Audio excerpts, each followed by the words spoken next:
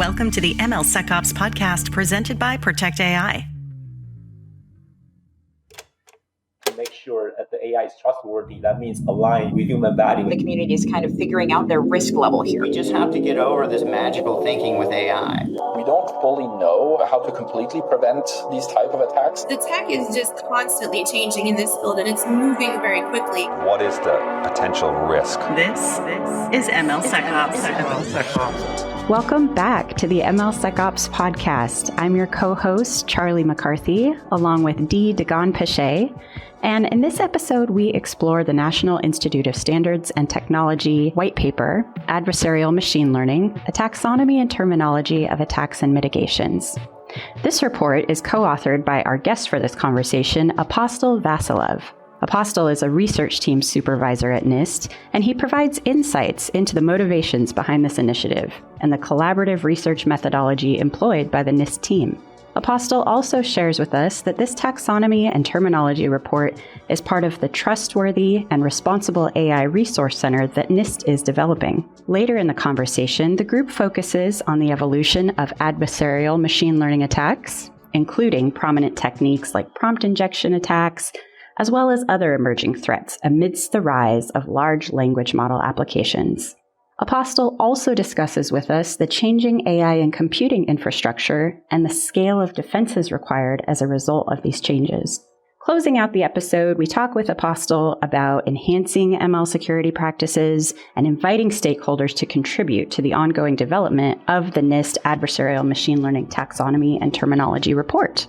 Join us now for a thought-provoking discussion that sheds light on NIST's efforts to further define the terminology of adversarial machine learning and develop a comprehensive taxonomy of concepts that will aid industry leaders in creating additional standards and guides. This is the MLSecOps podcast.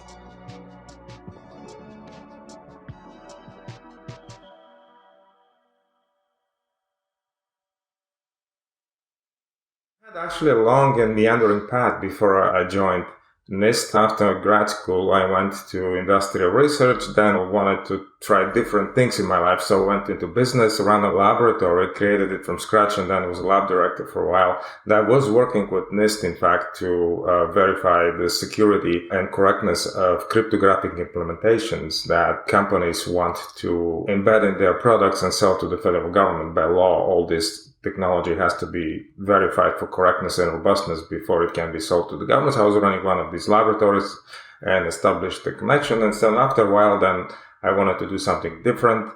And an opportunity came along. NIST approached me and offered me a position. And I was thinking, well, I should go back to doing something more researchy.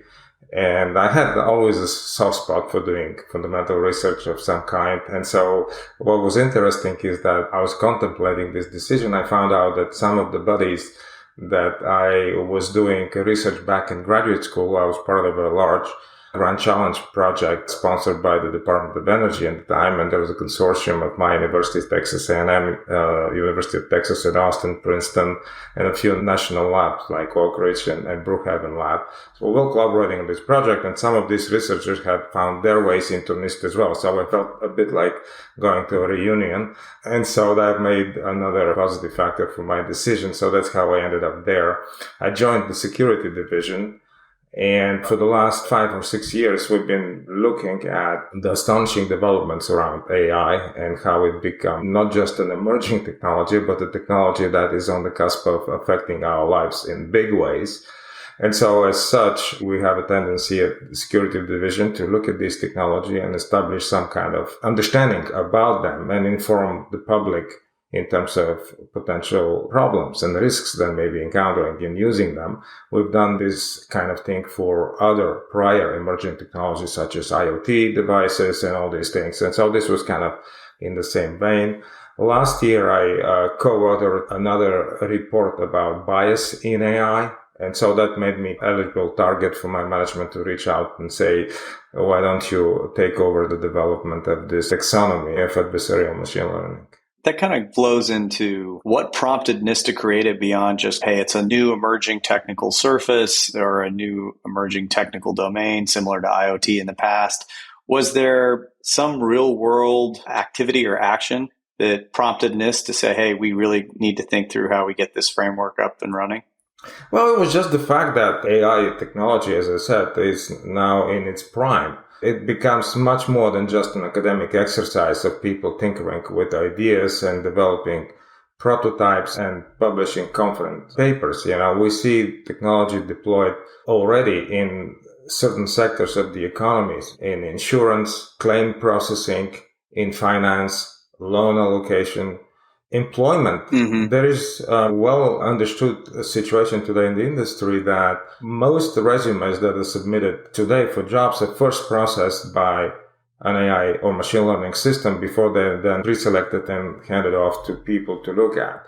So that means that the technology has moved into the real business environment. It's become an important factor in our IT ecosystem in which we all live. And so that's a major factor for us to start looking into it. It's not, as I said, just an academic exercise anymore. It is a real technology. Mm-hmm. So that's really the reason. And that created essentially a sense of urgency at NIST to start looking into AI in a much more comprehensive way. You know that we released a risk management framework following a mandate from actually Congress to develop such a document, such a resource. And related to the RMF, NIST is setting up a resource center to complement the framework with additional knowledge sources, one of which is the bias document that I mentioned earlier, and another now is the taxonomy of attacks and mitigations in adversarial machine learning. Right. It is important when you're thinking about deploying AI technologies to know exactly what people can do to you and what mechanisms you can deploy to mitigate some of your risks so that you can then be able to get a better estimate on your risks. Mm-hmm. The RMF gives you a general approach for managing the risk, but doesn't give you mechanisms for quantifying the risk in your specific context. And knowing the attacks and the potential mitigations, including their limitations, gives you a better handle of actually quantifying the risk in the context of your enterprise. Of course, you have to take into account the assets you have, the value of those assets. All of that is part of the same equation, but it's important to know how people can hit you and what you can do to defend yourself. Absolutely. Apostol, where does one start then when tackling this type of research, embarking on a white paper like this, as you were working with your co-author, Alina? Talk to us about your role, her role in developing this white paper, and maybe some of the research methodology employed by the two of you and your team to create something like this. It's a great question. It's such a vast field that when you look at it in the beginning, you feel kind of intimidated and lost. And so how do you start to do something like this? Well, the first thing you do is recruit competent people to the project. And Alina is a great example of that. Alina is a faculty appointee into my teams. Often NIST reaches out to external faculty in order to augment our capacity to develop standards and guidance of specific kind. And so Alina is a well-known leading expert in this field. She's done a lot of work in privacy and adversarial machine learning, that sort of thing. Myself have been studying the field for quite some time. And so we then discussed it with her. I facilitated her appointment to NIST. And once this was done, then we discussed how to approach the problem. NIST had attempted together with MITRE to develop an earlier draft of that document back in 2019. Unfortunately, that document fell short of expectation in a way. It wasn't received well by the adversarial machine learning community because of some concerns with incompleteness and that sort of thing of the coverage. So talking about 2019 compared to now, I'm just curious, as you go around looking for input, and if it missed the mark in 2019, this one seems to be getting a lot of positive reception. A lot of people have referenced it. We tended to really like it. As you go about creating something like this, what are some of the biggest challenges you encountered that, say, you had in 2019 that you haven't had in 2022 as you kind of worked through that? The biggest challenge, I would say, was the sheer size of the theoretical landscape we had to navigate. To give you a sense, if you look at the number of adversarial papers published on arXiv for the entire decade from 2010 to 2020, you had about 3,500 papers published with exponentially looking increase. But if you just took the last 2 years, 21 and 22, for these 2 years, there were over 5,000 papers alone. So for 2 years, you had more than the entire preceding decade. So from exponentially looking, the graph starts to look vertical. And that's a problem that we encountered with Alina. But thanks to her experience and, of course, my involvement in it, we were able to navigate this huge field in order to distill those ideas that held against the test of time. Those ideas that really made a difference in the field, both in terms of adversarial attacks as well as mitigations that are more robust. And that was the trick. It's not enough to just mention everything. You have to summarize it in a way that sorts out for the reader what's important, what's effective, versus all these small enhancements that in the end of the day wash over time, Right.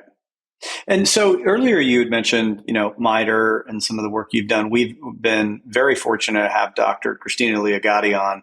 And I'm wondering, can you explain how kind of the NIST taxonomies and the NIST frameworks kind of overlay or participate with alongside the MITRE Atlas framework, which she's talked about on this podcast? How do you two, as an organization, collaborate and try to guide the entire field towards a more robust and more secure AI world? That's a good question. I know Christina. We met with her, I would say, a couple of months ago or so.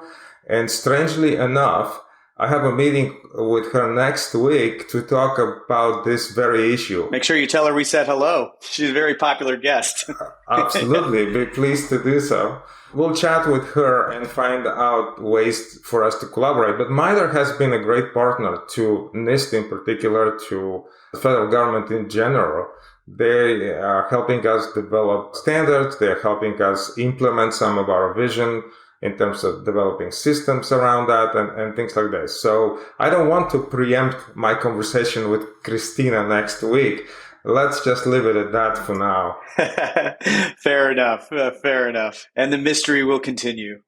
All right. Well, this feels like a good time to pivot a little bit then and talk more about adversarial machine learning attacks, which are outlined in this framework. Apostol, can you talk to us a bit about how adversarial ML attacks have evolved, specifically in the last year? We're hearing a lot about prompt injection attacks. Those seem to be very prevalent, maybe because they're the most reproducible. But beyond those prompt injection attacks, what other attacks do you think are becoming more prevalent and relevant and we might see more of, especially with the rise of large language models and the hype surrounding that? Yeah, that's a challenge that makes some of us lose their sleep over time. Yeah, prompt injection has emerged as a major type of attacks that have been deployed recently. And they became even more popular since last November when ChatGPT entered the scene. And as you know, chatbots are a little more than just large language models. They have components such as the one that's intended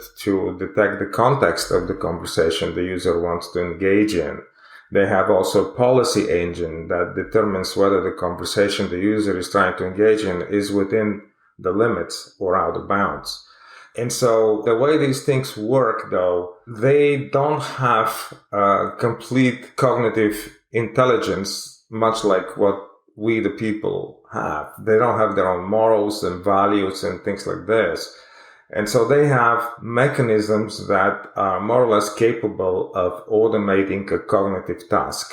And in that sense, they are limited, they're fragile, and people have found ways to actually deceive the context detection system such that the policy guard can get fooled and allow conversations that are inappropriate to output some toxic content or speak about issues that the initial policy wouldn't allow it. And the easiest way to do that would be to engage in role playing. Ask the system to play a specific role. Instead of asking it directly, tell me something, which the policy engine would reject, You tell them, hey, imagine you are a such and such person and you have these qualities. Respond to me in a way that this person would respond. And that's a typical way these things break. Another thing would be to tokenize your input. Instead of inputting the text as you would, then you break it into pieces, they call tokens. And then you submit it. It turns out that the context detection mechanism is not robust to handle input like that, and they just let it go. And then the language model behind, past the policy check, is capable of reinterpreting these tokens, and that's how you get them to say what you want them to say. So you kind of bypass the controls in that sense. So these are just the initial steps in which the technology has been engaged with and shown quite fragility in that sense. But this is not the end of the road. More interesting stuff is coming, especially since we all know that chatbots for now have been deployed only to almost like a public demonstration mode. If you can engage with a chatbot, well, the only person affected is you, because the toxic text is going to be... It's one-on-one. Yeah, it's a one-on-one experience.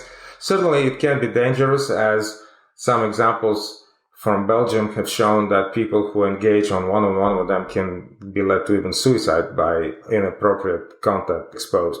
But that's not the point I'm making. The point I'm making is that chatbots are now being connected to action modules that will take the instruction from the user and translate it into actions that would operate on your, say, inbox in your email or on your corporate network to create specific requests for service requests or what have you. Even in the simplest case, you can say order pizza or something like that. You can get an idea. I'm just giving you a very rudimentary set of potential actions here. But that's where the next generation of attacks will come. And in addition to that, we've all known from cybersecurity how dangerous phishing and spear phishing attacks are, right? Because they require creating specific crafted email to specific users. Now, LLMs allow you to craft very, very nicely worded, authentically sounding email that will put us on a totally new wave of well-known cybersecurity attacks. So all of these trends, my prediction is that we're going to see evolve rapidly over the next few years. So speaking of trends and rapid evolution, there's been a lot of just tremendous acceleration in the infrastructure that powers all elements of artificial intelligence systems. Cloud computing, TPUs, even more advanced TPUs, specialized ASICs, just general purpose CPUs being, I would say, custom built, if you will, for lack of a better term, for AI workloads. What about infrastructure? What has changed in the infrastructure powering these systems that have made adversarial ML more relevant now than, say, a year ago? And what does that look like with the continuation and rapid acceleration of that infrastructure's compute capabilities and data capabilities? How do you think about that in terms of creating new threats against these ML systems? Yeah, infrastructure plays a big role. And the infrastructure has even one other dimension that people often overlook, and that is the scale of it. If you think about what is needed to train a language model of the size of what GPT-3 or 4 are, you need to scrape data off of the entire internet to get there, okay? And guess what people are doing today? Well, they're buying internet domains. They are basically hosting poisoned content, such that if you scrape the internet and ingest this data, they're going to poison your model, meaning that later they can... You've got backdoor entries that you aren't even able to see. Exactly. So that's one aspect of the infrastructure that we're looking at that didn't exist before. Before you had your enterprise, you had your corporate boundary, and that was your world. That's what you defended. Now you have to defend the internet, which is an impossible task. And of course, the evolution of computing infrastructure is also important. And we've transitioned from regular CPUs to GPUs and so on. That's great. But as usual, security has been an afterthought in that arena. As an example, I'll give you this case where researchers from Hong Kong essentially hijacked a Tesla, the computing stack of a Tesla, in order to develop a pretty sophisticated attack on the perception system of the car that actually caused it to veer off in the opposite lane of traffic with potentially devastating consequences for the vehicle and the occupants inside. And that was all because the whole computing stack, the GPU, the Linux instance, they're wide open. So let me ask about that. There's this big debate, the air quotes, leaked Google memo, we have no moat, neither does OpenAI, and the commentary about the rate of acceleration and adoption of OSS versus, say, closed and proprietary systems. One of the things that you're highlighting here is that most OSS, open source software, doesn't seem to have a security first mindset for very good reasons, right? Like I get why it doesn't have that. It frees developers and powers innovation.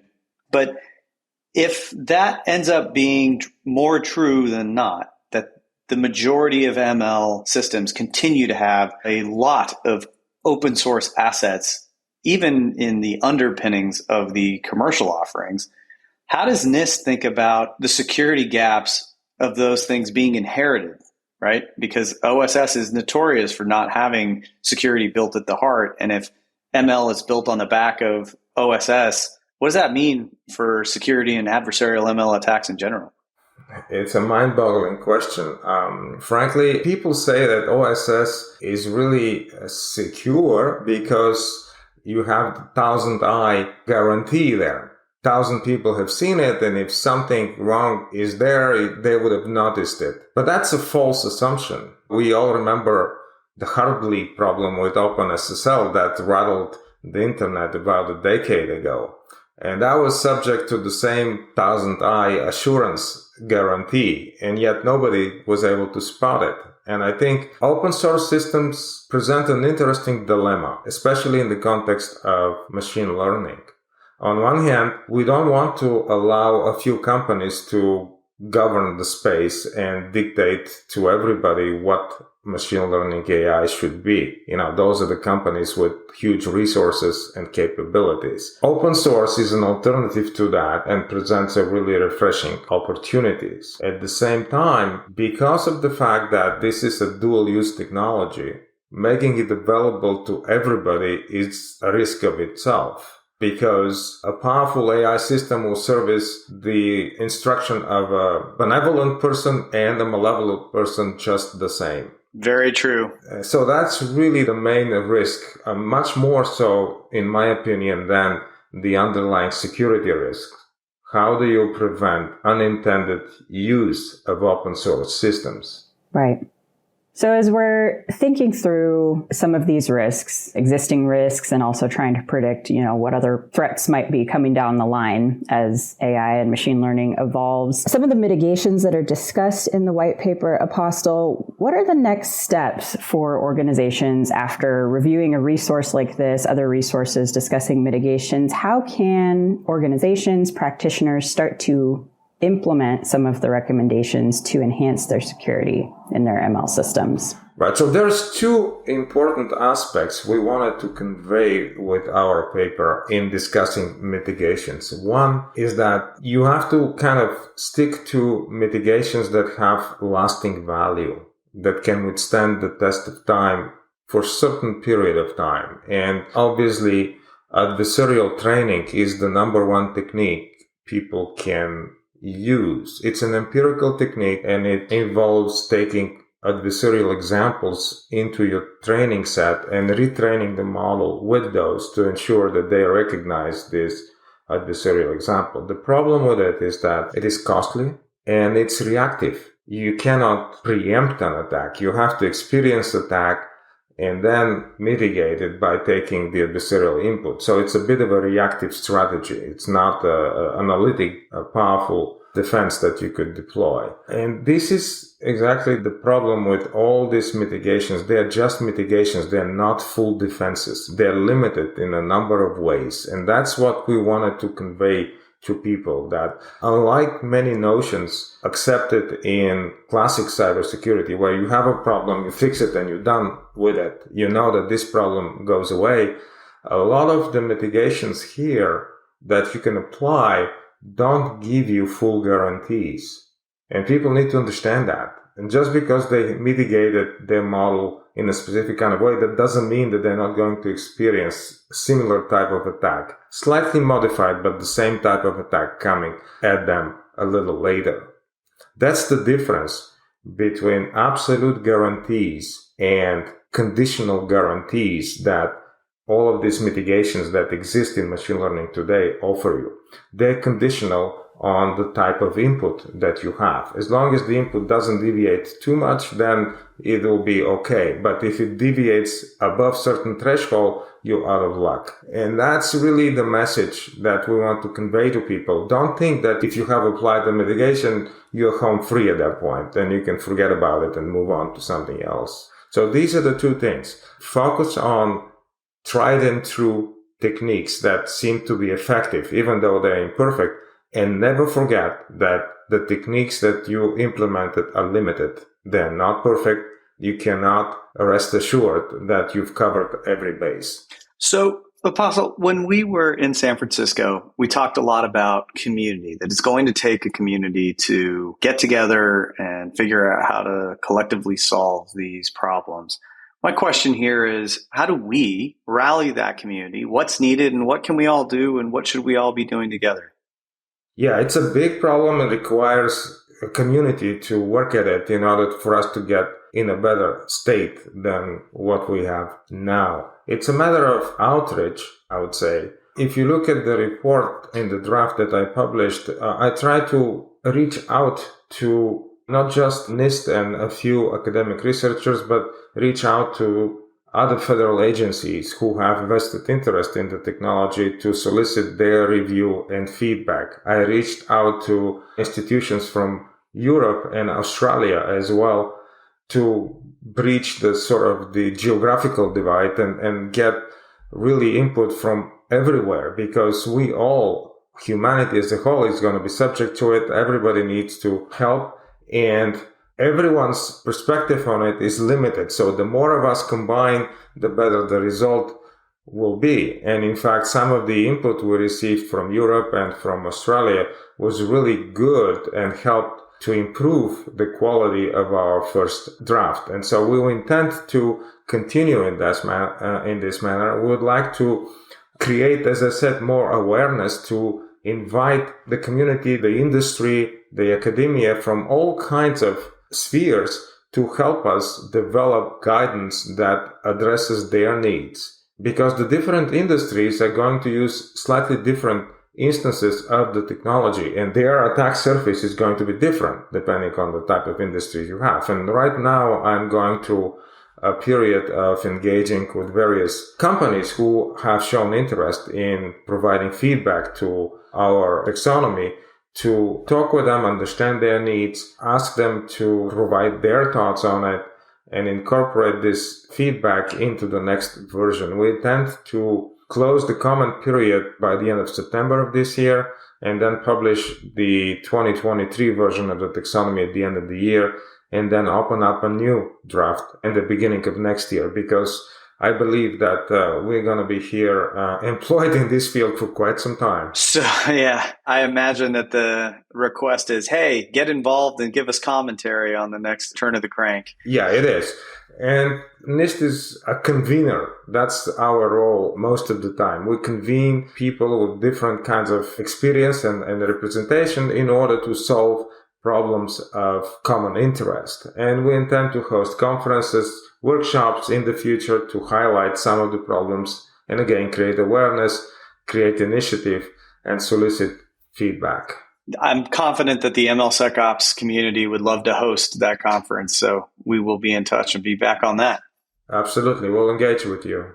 That would be fantastic. And we are 100% aligned with the sentiment expressed around community. And as someone succinctly put it in a previous episode, none of us can do this alone. So we need people from all paths, different industries to provide perspectives so that we know what we're actually dealing with in terms of these adversarial threats. Apostol, it's always a pleasure speaking with you. Thank you so much for joining us today. We will link to the white paper, Adversarial Machine Learning, a Taxonomy and Terminology of Attacks and Mitigations, mitigations in our transcript, and hope to talk to you again very soon. Thanks for listening, everybody. Thank you. Thank you, Charlie. And it was my pleasure. Thank you, everybody. Thank you, Apostol.